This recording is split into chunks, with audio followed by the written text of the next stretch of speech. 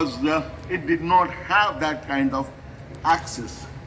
That brings us to, even within the Congress party, Motilal Nehru Committee report was challenged.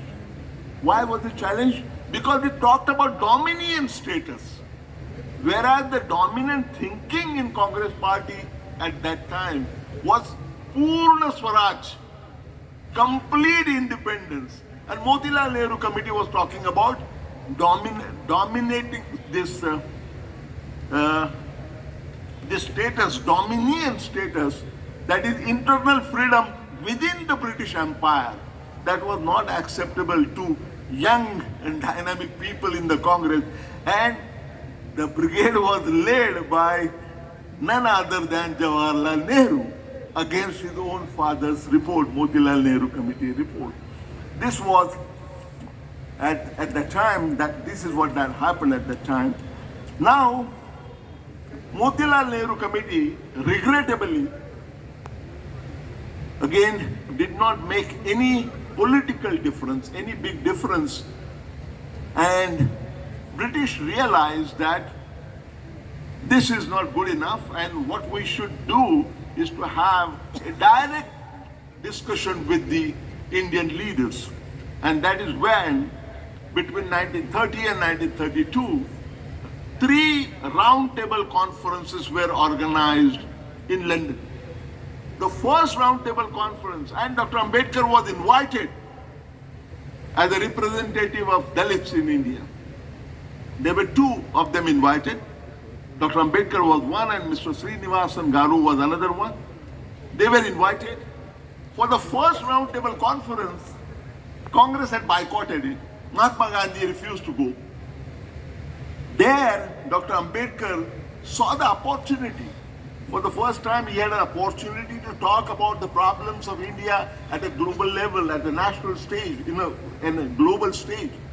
And he took full advantage of that and made brilliant speeches presenting the sides of the marginalized strata of the Indian society. That, when Mahatma Gandhi came to know about it, Mahatma Gandhi wrote a small letter to Dr. Ambedkar that I want to meet you. So should I come to you or you will come to me?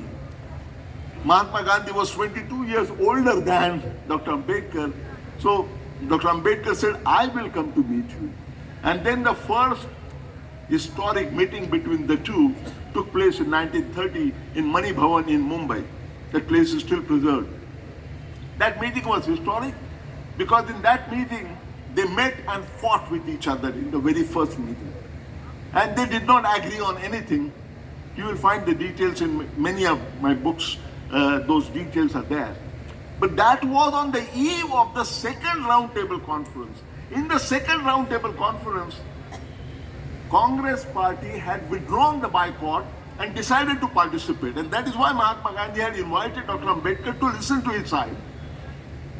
So when they went, immediately after that meeting, they left for London and then they met each other, came amne samne, faced each other in the second roundtable conference, and the hell broke loose.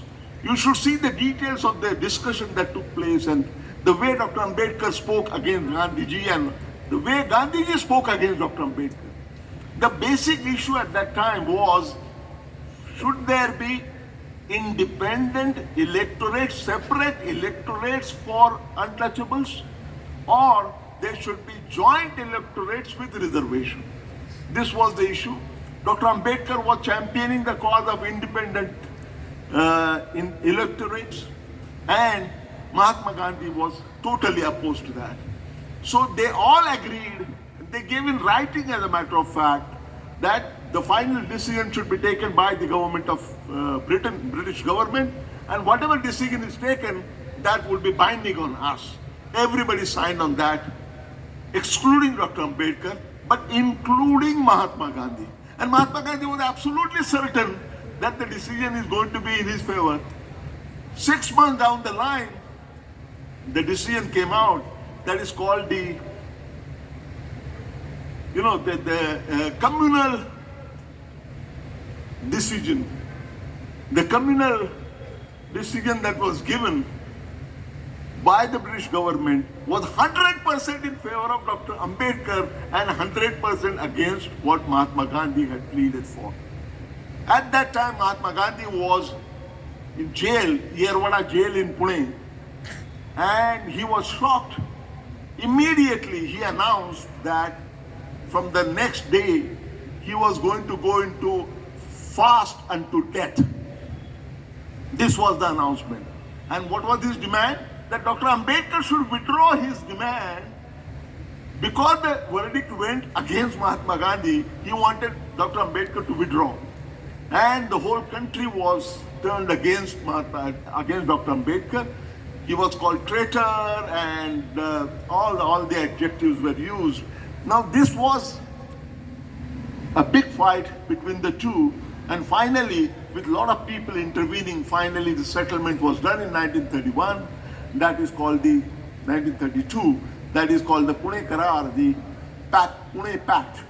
That Dr. Ambedkar finally withdrew the demand for independent electorates in spite of the verdict given in his favor, and in spite of the fact that Mahatma Ji had said in writing that he will accept the verdict, and he accepted joint electorates with the reservation for untouchables or Dalits. This is what happened that was the sixth effort of constitution making. Now, nothing happened for some time after that, but based on the work of